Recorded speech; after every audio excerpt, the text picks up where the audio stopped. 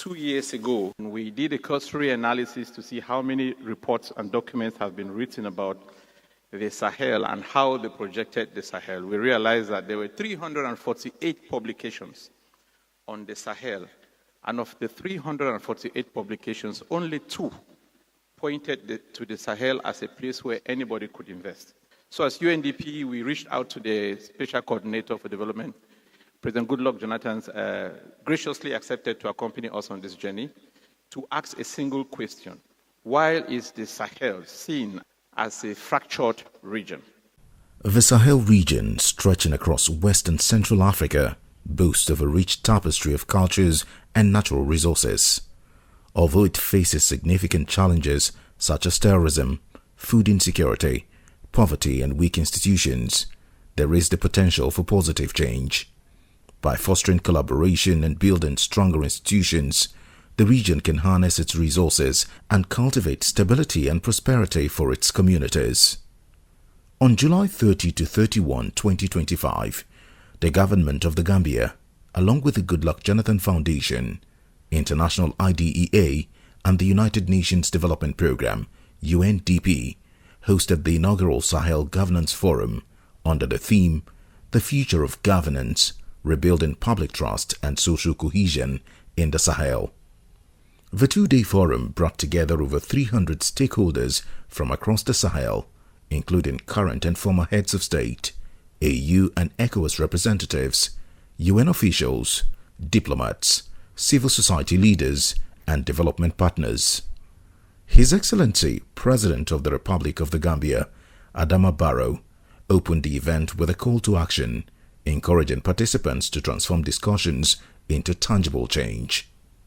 A well-coordinated, collaborative approach to implement shared commitments and resolutions is a viable option to ensure justice, inclusive and sustainable solutions for today's realities, especially for positively impacting the dynamic and creative youth and women of the region and the continent at large.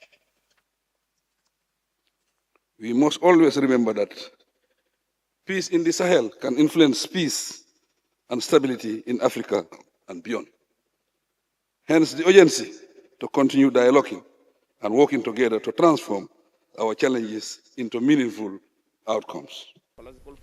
Delivering his address, former Nigerian President Dr. Goodluck Jonathan, a leading voice for peace and democracy across Africa, called for collaborative efforts to address the governance challenges in the Sahel. He emphasized that inclusive leadership focused on people's welfare is essential and that fostering wealth creation is key to effectively manage the region and earn the trust of its citizens. If we must get the Sahel managed, the key thing is that we must find ways to create wealth in the Sahel. We must find ways to create wealth in the Sahel. And that is why when I was the president, I just have to summarize because there is no time. I did 2 things. We started rehabilitating all our irrigation projects in northern Nigeria. The current president of the African Development Bank, Dr. Additional, was my Minister of Agri. You can ask him. We started rehabilitating. We said we must rehabilitate all the irrigation projects in the Sahelian region and even start fresh new ones, because farmers must cultivate at least 3 times in a year if you must create wealth in these areas. When people are poor, they can do anything. The young people can do anything to survive. And that is one of the greatest problems we have in Somalia, we have in the Sahelian zone. The second thing I see that we must also rehabilitate, and that one UNDP is here, we must revisit the Great Green Wall Project. The Great Green Wall Project was initiated by the World Bank. And of course, AU launched it, I think, in Lagos in 2007. But after that, it collapsed. And I said, well, let us start in Nigeria. And if it is working, we can push other countries where we're supposed to plant trees from the Atlantic to the Indian Ocean across these areas to make sure that the desert no longer pushed down. We must make farmers in the Sahelian zone to crop at least 3 times a year, or at worst 2 times, if we must create wealth, if we must manage security.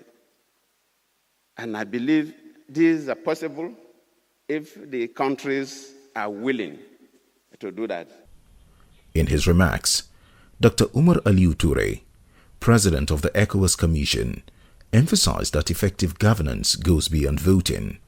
He warned that without the principles of accountability, discipline, and results, Africa will continue to possess abundant resources while its people suffer in poverty. Governance excellencies is about accountability. It is about discipline. It is about results. Therefore, unless accountability governs citizens and government relationships, unless discipline permeates our social fabrics, and unless results drive our public engagement, in other words, unless we fix governance, Africa will continue to sit on gold mines and gas and oil wells, but African people will continue to wallow in poverty. Reflecting on the theme of the event, Ahunna Isiakonwa, UN Assistant Secretary General and Regional Director for Africa, stressed the need to tackle governance issues in the Sahel to achieve stability. She noted that the people desire dependable institutions and dedicated leaders who stay engaged beyond election cycles rather than miraculous solutions. I ask myself the question, what time is it? As we observe the bleeding of nations, the division in our world, the walking away from solidarity and what makes for our common humanity, that philosophy of Ubuntu. As nations look inwards and retreat from multilateralism, a system that is designed to save us from ourselves, I ask myself, what time is it? And I think this is Africa's time. This is Africa's moment. This is Africa's century. This is time for Africa to show the world that although it is shaped like a question mark, it has the answer to a broken world. The event also witnessed many panel discussions. In one of the panels that focused on governance for posterity, Governor of Bauchi State, Senator Bala Mohammed, emphasized Nigeria's commitment to regional dialogue and democratic renewal. He called for transparent economic governance at the sub-national levels, fair management of the Sahel's natural resources, youth empowerment programs, and stronger anti-corruption measures to promote regional cooperation and sustainable development. We came in when we had only 300 million naira as IGR in my state, with a population of 8 million, because there had been a lot of leakages, a lot of sharp practices in the management of IGR. So we had to really prepare our youth in agriculture, because you cannot mop up all those people that are in. So we had an agri policy that really created ways and means for the young people to be put back to the farms, giving startups, so that at the end of the day they become demonstration farms. We really created a lot of prosperity along that line, where young people, graduates, or those with diplomas will be able to employ their kins and kin. At the end of the day, they will make 20, 30 million naira. And that is a lot, from poverty to prosperity. And in solid minerals, we came up with a policy whereby we don't allow our community leaders, our traditional rulers, to sign community agreements for the foreigners, mostly the Chinese, to come and cut away our common resources. We become part and parcel as a state government with the process of the business.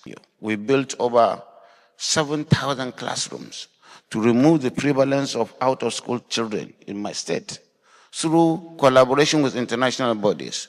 The UNDP has been there to build our system, UNICEF and the rest, and we show fidelity, sincerity in terms of governance in such a manner that we are trusted. Trust is the key word. So the whole issue of governance is looking at the planning stage, the understanding of your problems and challenges at the Sahel. The Sahel has so much potentials. The forum concluded with a commitment to create an action plan that includes a regional governance roadmap to guide governance reforms and strengthen partnerships among governments, ECOWAS, the AU, UN agencies, and civil society for inclusive implementation. From Banjul, the journey begins, a journey towards institutions that serve, borders that connect, and leadership that delivers for all. We will all agree that the speakers collectively emphasize that while geopolitical tensions and institutional backsliding pose real threats, the Sahel's transformation lies in its resilience. It lies in the resilience of its people and the political will to embrace citizen-driven reform, youth inclusion, and visionary leadership. President Jonathan also challenged us to move beyond the rhetorics to practical wealth-creating solutions for the Sahel. Madam Ahuna declared that the crisis in the Sahel is not just about fragility. That's the conversation when you talk about the Sahel. Everybody says, oh, it is fractured, it is fragile, it is volatile. But she said that it is a failure to invest in governance as a force for justice and prosperity. Again, the word justice. Ladies and gentlemen, on that note, I would like to dive straight to the first panel of today. And this will be a conversation with the former President of the Republic of Nigeria, His Excellency Dr. Goodluck Ebele Jonathan, and will be moderated by the Assistant Secretary General of UNDP, Assistant Administrator and Director of the Regional Bureau for Africa, Madam Ahuna Ezio-Konwa. What do you think those days, those early days of being without, how do you think that shaped then the quality of leadership that you delivered? Did it make you more compassionate? Was there a link? Just sort of walk us through a little bit how living under those conditions, that being your formative years, your beginnings, quite poor, and then rising to that level when you then land at your desk on day one as President of Nigeria, did your upbringing have shape how you delivered as president? Definitely it does. Because when you pass through my kind of life history, trajectory, from nothing to the top, that's supposed to humble you. So if you see the next child or the next person, even if that person is still low, you should know that if you were able to get up from that level to the peak, that child too can get to the peak. That really helps you in terms of your relationship with people. A number of people say, President, you're a very humble person.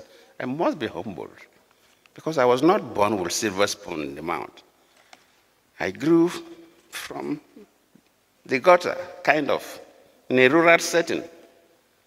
So it was by divine providence that Nigerians voted for me and become their president. So that humbles you. And that makes you to have that patience to listen to people. So, Mr. President, we in UNDP, we support elections, right? We are there all the time to support elections to be fair, free, and stable. And I have to say, as a UN official who's been in these countries when elections are being held, the biggest issue is not elections. It's accepting the result of the elections. And there we sort of brace ourselves for conflict, for violence, because culturally, in a lot of these elections, it seems acceptance is a real issue. And then, as a result, we have a lot of instability. Electoral violence on the continent is quite pervasive. You stood out when you conceded an election even before the results. And I think the world was watching because we know that Nigeria is very vulnerable to violence because it's a multi-ethnic society as well, and sometimes elections can go that route. So any little spark could sort of lead to huge violence. But you stood out and you conceded. Can you sort of narrate to us a little bit what that moment was like? Thank you. Just like you mentioned, as a leader, especially as the president of a country, taking decisions are very complicated issues because the decisions you take don't affect only you, but affect so many people. And a complex country like Nigeria, where ethnicity is always there, religion is always there. When you are taking certain decisions, especially politically related, it affects the people that work with you, it affects your ethnic group, it affects people who have the same faith with you. So there are so many things. But even at that, a president must take very hard decisions as long as you are convinced that that is in the best interest of the people, even if that decision will cost you personally. When you mentioned the issue of the elections, I think I gave you a copy of my book in Ghana. If you read a section of it, I mentioned what was going through my mind those last hours leading to the elections, and for me to concede defeat and call late General Buhari to congratulate him even before the election was formally announced. One thing can guide anybody to take such decisions. First and foremost is the motive that takes you to politics. Why did you get into politics? On the average, I can say probably more people get into politics because they want to make money. If that is your driving motive for going to the politics, then you wouldn't want to leave the office. You prefer to die there in the office. But if that is not the reason, you want to serve the people, and you notice that things have changed, and if you don't take certain decisions, it will affect the very people that you want to serve. In Nigeria then, I knew as a president that the country was very tense, and it could have led to killings and destruction of private properties. And when I look at the whole scenario, I felt that no, it's not about being the president of Nigeria. In line with my slogan during the campaigns, that my political ambition to be the president of Nigeria is not worth the blood of any Nigerian. So I had to take that decision to make sure that we protect people's assets. Because we worked hard for that 5 years I was the president of Nigeria. We encouraged local and foreign investments in the country. And I cannot sit down and watch people vandalizing and destroying people's investment in the name of political conflicts, like we see what is happening in South Sudan, what is happening in Sudan and other countries. These countries have been degraded because of leadership struggle. And I feel Nigeria should not pass through that trajectory as a nation. So it was easy for me to take that decision. It was not too pleasing to everybody. And of course, people who worked with me suffered because of that decision. But still, I'm happy today that I took that decision to save the life of people, to protect the investment of Nigerians. And I think Nigerians even appreciate me more now than when I was in office. So what is the issue of being a president for? Anybody can be a president. But when you become a president, what did you leave behind? What will people remember you for? That is fundamental. Thank you. So, you talked about motive and you talked about, people sometimes going to make for making money, but actually a lot of those who end up in these positions have already, maybe yours is an exception, but most of our leaders come from money. And so you wonder, what is the other motive? What else? I mean, we also know about power, right? And I've often wondered how leaders in Africa in particular, where there is a bit of a worship culture, you find that once you get to a certain position, people around you literally worship you. And they create this sense of a God. Leaders are actually made by the people. And unfortunately, in the context of Africa, we revere this position, perhaps to the extreme. How does that make you feel when you stand up? A million people around you stand up. They're literally like, "Hey, Oga, Igwe." You're sort of revered, and does that? How do you resist playing God? How does that make you feel? How do you retain some form of humility despite this worship? Thank you so much. In your introductory remarks, you mentioned that a number of people who became leaders in our countries, presidents, prime ministers, came from money, which is true. But don't forget that elementary economics said that human wants are insatiable. No, the human wants, nobody earns money and he thinks it's enough. So they will expect to get more.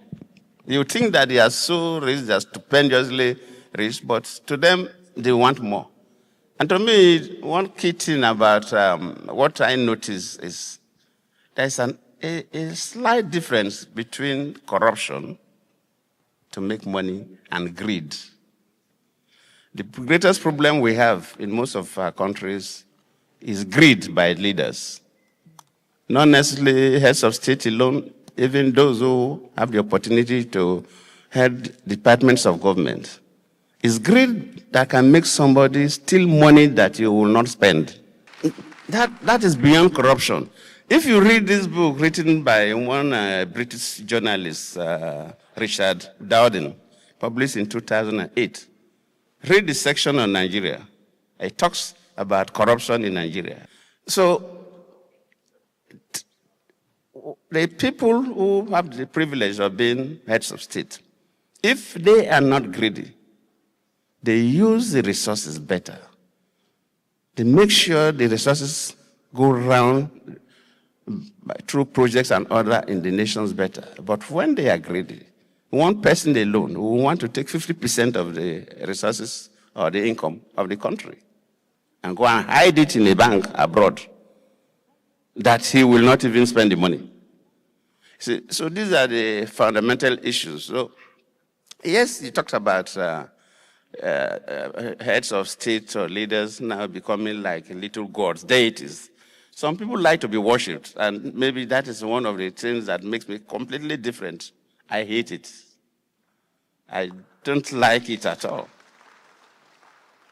In fact, those who have worked with me when I was in office, from the state to the center, and even those who are still working with me, they will know my ways of life. My executive director is here, and my medium aide is also here. I hate a situation where this hero worship, where people begin to worship leaders as if you are not a human being again.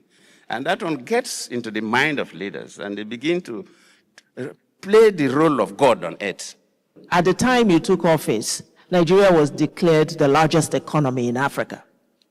That means something. But at the same time, multidimensional poverty in Nigeria was greater than anywhere else in Africa.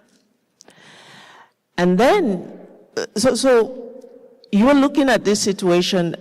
How did you rein in on those habits and tendencies that robbed millions of Nigerians, hard-working people, by the way, of the opportunity to prosper? What was your biggest challenge in trying to address the issue? That first and foremost, there are two levels of poverty. The multidimensional poverty, that will say that people are extremely poor. These are most cases peasants, people who have no skills, probably not even educated. And for you to make sure that people get out of that level, you must look at what dominates the local economies in the various areas and encourage it. In Nigeria, we're an agrarian society. And that is why we did very well in agriculture. If you interview Akin, the president, ADB president, he will tell you what we did. It was because of what we did in agriculture that made him to even be appointed or elected as the president of the African Development Bank. So that is to make sure that that was form of poverty at that level. Then, of course, the other levels, look, we cannot continue. Nigeria, we are known for crude oil. We export crude oil, then we import petroleum products. This is not ironical. We export the crude oil. Then we go to other countries to import aviation fuel, we import PMS for our cars, we import kerosene. So we started encouraging that, look, we must have refineries. The government refineries were all broken down. We tried to reactivate them, but it was always a problem. So the only thing is to encourage the private sector. And we started the journey. Now, Dangote, in fact, Nigeria is no longer importing petroleum products. We started that journey. And we didn't do much in the solid mineral sector. Maybe because there were too many, we changed the ministers too frequently. But that was my directive to any of the ministers that I appointed. We cannot continue to export raw material. Go to Nigeria, go to states like Zamfara State, where the poverty level is quite high. So you can see the level at which people operate. But you have gold. And people from modern nationalities, from what you see, are just using the locals to steal and send it out of the country. So until we are able to exploit our own resources, add value to our own resources, and export finished produce, we cannot just claim we are rich, we are rich, we are rich. We are poor. That is clear. Then when you talked, maybe you talked about the issues of corruption in Africa. Yes, though sometimes some of these corruption issues that we read in the papers are somehow blown out of proportion. Let me give you an example. To me, when I came into office, 2011, I signed the Freedom of Information Bill into law, passed a law to give journalists and people in civil society free access to get any information you want to get from any department of government. Somebody who wants to be stealing money will not do that. So that if you hear anything and whistleblow anything, you are free to go. And if the government official fail to give you that information, it's a criminal offense. We did that. When we were to celebrate 2010, when we were to celebrate 50 years of our independence, 50 years of Nigerian independence, there's something I did with my cabinet. Probably if my governor here, maybe if he attended the council meeting that day, he will remember. I bought this book written by Richard Dawson called Africa, Altered States, Ordinary Miracles, and talks about all kinds of things across. It's a British journalist that has been covering Africa since 1975. when he talks about Nigeria, life in Lagos, corruption in Nigeria, and so on. I bought that book and distributed to council members, and I also bought this Singaporean man's book, From Third to First, Aliko and you or so. Yes, I said they should read. Then I asked them to read the section on Nigeria, especially from Richard's book. So I told them that this program, we'll have a conference like this, but we are going to invite that man to be the keynote speaker. And my own minister said, President, no. That this man that finished us, no, you cannot bring him. I said, the man did not finish us. We must invite him, let him come and speak. Let us know the perception of people about us. Some may be ordinary perception, some may be real. Let us not deceive us. Well, as executive president, I forced on my ministers. We invited that man. You made an executive order. No. Then I also invited one lady, a white lady from South African journalist that wrote a book based in Korean politics. This is our turn to chop. You know this lady, Michelle, yes, Michelle Wrong. As one of the panelists, Kenya and Nigeria have some similar attributes in terms of certain things. And my ministers were looking at me. I said, they must come. We must interact with them. And we had the conference. Dodin said that when he got the invitation, he said, he was surprised that probably the president is inviting him so that the president will hurt him because of what he wrote about Nigeria. But that is my mind. So it was totally committed to, you can't eradicate corruption completely, but should be able to reduce it to the level that will not affect society again. At least one country that has done well recently is Rwanda. Kagame is doing quite well in terms of that. I did not succeed to that level. I know during my government there was this scandal, which was more political than, and those who read it. For example, the CBN governor, the head of my treasury, raised an alarm that we lost $49.8 billion between January 2012 and July 2013. That's the period of 1 year, 7 months. When you call $59.8 billion, just call it $50 billion. And it was surprising. And I don't think from the income, the oil incomes, I don't think when the IOCs, the operators remove their own and so on, what the government and cannot be up to that within that space of time. It's a lot of money. Later on, when there was so much talks about it, it changed it to 12 billion. Later, it changed it to 20 billion. So even the figures, though everybody talks about for the 49.8, but the 12 billion later mentioned and 20 billion later mentioned. The Senate has to investigate and using consultants. One of the senators is here, Senator Negi, and they did not see the money. The government has to use PWD, PricewaterhouseCoopers, to audit. And PricewaterhouseCoopers said that NNPC cannot properly give proper account to about $1.48 billion. They queried that they did not say it was stolen, but in terms of documentation and so on, they couldn't give proper account. But the story is that under Jonathan, the country lost $50 billion. I remember that year when we have a conference between Africa and Europe, EU. So when we went to Brussels, of course, Angela Merkel, then the Chancellor of Germany, asked me for a bilateral. So she invited me. So I have to go there with some of my ministers. Immediately we got in. She did not even allow me to sit down. Said President Jonathan, that Nigeria lost $49.8 billion. I just looked at her and said, well, Your Excellency, you know, Germany, your economy is quite strong. So 49.8, just call 50 billion. So your economy is strong. So if you lose $50 billion, you'll not notice it. But in Nigeria, if we lose $50 billion, the federal government, the state governments will not be able to pay salaries. Yes. So she just turn and look at me and say, well, even in Germany, $50 billion is a lot of money. And ended there. So people will just hear some of these figures. But when you go into it, it is not quite correct. So yes, there is corruption in Africa, there is corruption in Nigeria, no doubt about that. Yes.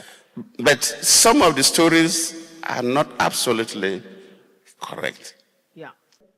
We know that you have established the Goodluck Jonathan Foundation, and you are also part of this mediation force under the elders.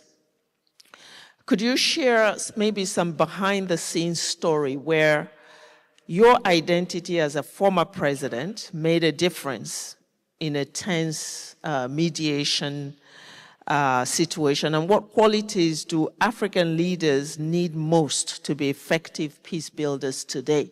We're looking for jobs for former presidents so that they can actually leave. So if you can sort of give us some insights on life after the presidency, and what you would advise those who are in power and contemplating maybe also conceding, what qualities they would need or what opportunities are there for them to continue to make their legacy. Thank you. You raised a number of things. I hope I'll be able to cover all of them. Any one that I don't, probably some other person can ask. But the key thing is the word trust. Even relating to the activities of a former president, relating to leaders and the citizens of their country. Trust is not something that you can impose or even use the holy books to deceive people. People look at you and look at your family, and you cannot, maybe you have children that are just in their 20s and they are driving the best cars, they've been hitting people, killing people, spraying money in pub clubs and so on, living a very kind of lavish life. And you were a government functionary, be it a president, be it a governor, be it a minister or thereabouts. And you expect people to trust you. Nobody will trust you. So your lifestyle will attract that trust. If people don't believe in you, they will not trust you. And it affects the relationship between leaders. And you could talk from morning till night. For example, probably when you are in office, all the pebbles, you take it to the right. You have left office as a president, you've gone to another president and say, please, these pebbles, don't take everything to the right, spread it. The man will look at you and go, look at this hypocrite. So, in fact, because of the way a leader lives his life and the circumstances around you, can make it easier for you to solve problems. Look at this, the last election in the Gambia here. We came under the platform of the West African Elders Forum. When the results were announced, the country was tense. That night, it was about 11, between 11 and 12 or so. We get the signals that the youths from the opposition have gathered in the house of the opposition leader. And they want to mobilize that night to create havoc in the city of Banjul. So what do we do? And the security were everywhere. So if these youths move out in that night, they will clash with the security with weapons. Definitely there will be few deaths. We have to move to the person's house. And when we got there, we saw the sea of young, angry people outside the house. But immediately we were walking in that night, and they were talking to them, who is that? So President Jonathan. The hearing that was President Jonathan alone calmed the atmosphere, about 50%. That at least we've gone to listen to them, and this is a man that would surely say the truth to government or whatever. Because we passed through, we had a conversation with the leader until we were able to convince them to dispatch the youth.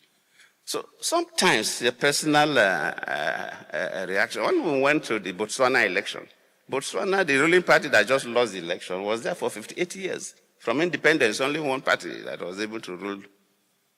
And before the election, the president has left. I said, Jonathan, well, you were the president of Nigeria and you left. So if I lost the election, I will leave.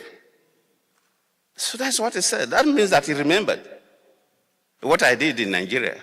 So in one way or the other, sometimes people don't say it out.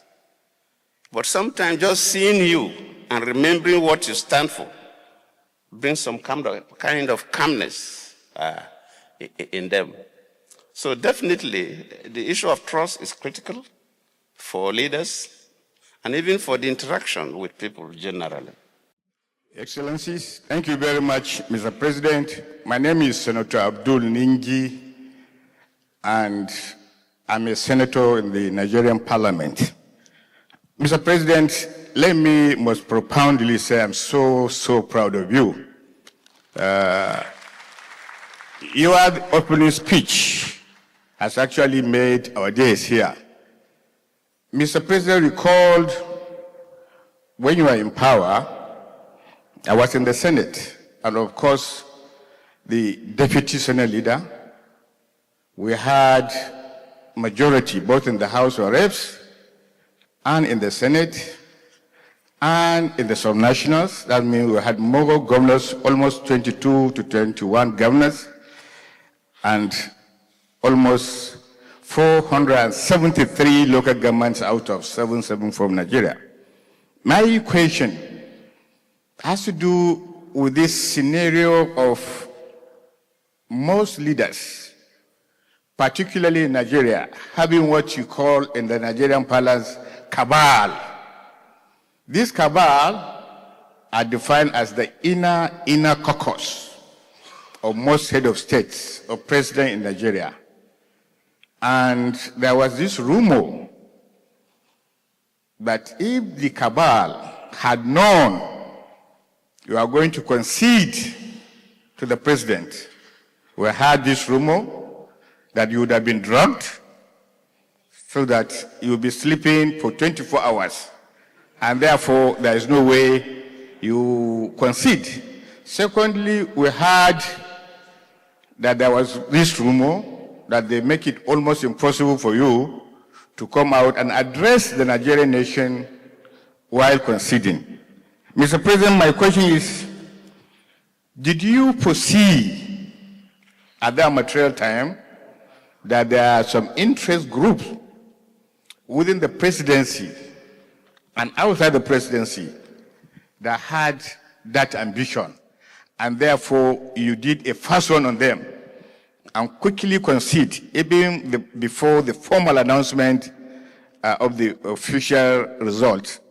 In terms of the issue of cabal, I don't know, Nigeria, that word cabal has now come to stay in our political vocabulary. But there is nobody who will hold a very high office, even in the private sector, that don't have some key people around him. No matter how knowledgeable you are, you need people to sometimes give you certain suggestions, sometimes look at something differently. So there's absolutely nothing wrong in a president having some key leaders that he can, because not everybody will easily have access to the president. In one way or the other, he may have some friends, some old colleagues, and so on. The problem we have is that, and that's why we use this name cabal and we put some kind of negative connotation to it, because the advice and their suggestions is to their own benefit. If they are advising a president or a prime minister on general things that will bring benefit to the public, nobody will frown about it. Why should the president have a cabinet of ministers? They are all cabal, because they meet in the executive council to conspire about how they will run the country. But it's just a larger cabal. So, yeah, so presidents have that. I don't really have a cabal by definition. But yes, some elders, some people senior to me who have been in government before me, who have seen it all, from time to time see me to make subsections. And that is normal for everybody. I remember there was a time I was talking with the first military governor of the old River State, King Dieta Spiv, who was a governor at the age of 24, as a military officer. I said that sometimes when he called some of his commissioners and direct them to do certain things, they will turn at him and say, my son will not do it this way. So you have those kind of who are senior to you that sometimes can help. So there's nothing wrong. And there's no cabal that confused me.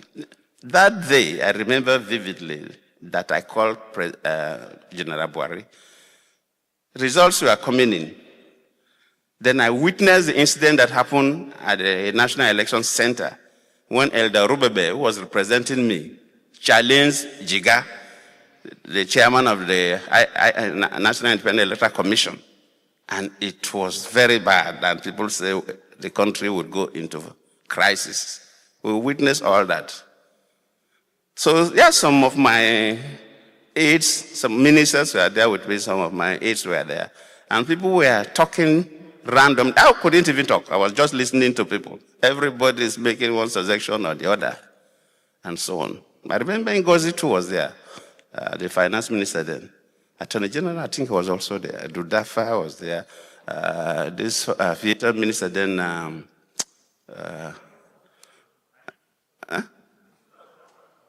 Shidoka. Shidoka was also there and so on. I listened to everybody who was talking. So at a point, I left them and entered to my study down. And I called the control to link me up with President Buhari then. I didn't even tell them. So they linked me up. Then I congratulated Buhari. So after that, I came back to join them, and they were still talking. And I said, well, gentlemen, no need to talk again. I've congratulated Buhari. It's over. Then Chidoka, I said, President, have you done that? I said, yes. They said, can I tweet it? I said, go on and tweet it. So it was Chidoka that tweeted, and they went viral. So the stories of Kabad pushing left and right, I don't think it was quite correct. There was nothing like that. Then you ask whether there are certain things I would have loved to do, but I couldn't do. Yes, I was there for 5 years. So definitely you cannot exhaust what you will have loved to do for your country. But I don't need to lament over such issues. The people who have taken over will continue to run the country the way they see Nigeria. Will continue to look at them and make their own suggestions. I don't want to begin to lament over what I would have done differently or whatever. So thank you for that. C'est un plaisir de vous voir aujourd'hui dans cette salle et désolé de parler en français. Je vais aller droit au but. C'est une question. Aujourd'hui, nous avons une jeunesse africaine très engagée, très ambitieuse, mais qui se cherche, qui cherche la voie. Vous, en tant que président, avec ce parcours aussi inspirant, qu'est-ce que vous nous conseillez? Quelle est la voie à emprunter pour avoir un parcours aussi inspirant que le vôtre? Pas seulement en devenant président, parce qu'il faut se le dire, on ne peut pas tous devenir président, mais vous avez impacté avant votre présidence, pendant votre présidence, et aujourd'hui vous continuez d'impacter à travers votre fondation. Qu'est-ce que nous devrons faire en tant que jeunes pour avoir ce parcours comme vous l'avez eu? Merci. If you had a last word for how you think leaders, whether at the continental, national, or global level, should behave, one word for each of those layers, for us to succeed as a people and as a world, what would those final words be? Thank you. It's just one word for all the layers, actually. For us in Africa, who are privileged to be leaders, especially at the national level, first and foremost, you must take your citizens as the most precious commodities that you have. And you must take the whole of your country as your garden. And if you take, just like if you have a garden, you wouldn't want to see any rubbish anywhere in the garden. You will want to remove it. So if you take your country as your garden, then you want to do the best. The problem we have in Africa is that political leaders tend to see only a section of the country and some of the citizens as their own. The rest, they have to, you don't bother. Just like this lady's book that I made reference to, the white South African journalist, Our Turn to Eat. So that is the fundamental problem. So after that is trust. We must live our lives in a way that our citizens will trust us. If, as a president, your lifestyle and the lifestyle of your family members is so glamorous, how would you tell the ordinary person to go and tighten his belt? Then you're an hypocrite. So what we do must communicate to the people better than what we say. I remember when we were trying to, like I was telling you about agriculture. Nigeria, we spent a lot of money importing wheat because our population is big. And you know, in those days, even the change of the cost of bread alone has collapsed empires in those days. And to make sure that the cost of bread comes down and we spend less money in importing wheat, we try to do substitution, add some cassava flour into the wheat to produce our bread. And when we started it and so on, we see that the quality of the bread is quite high. But when you just say, this is cassava bread, people find it difficult to say, I will eat it. And I said, in the State House, it is only that bread that will be served. So if you know your president eats that bread, you will be encouraged to eat it too. You don't need to sermonize. You have to demonstrate. So, for leaders at all levels, our lifestyle is critical.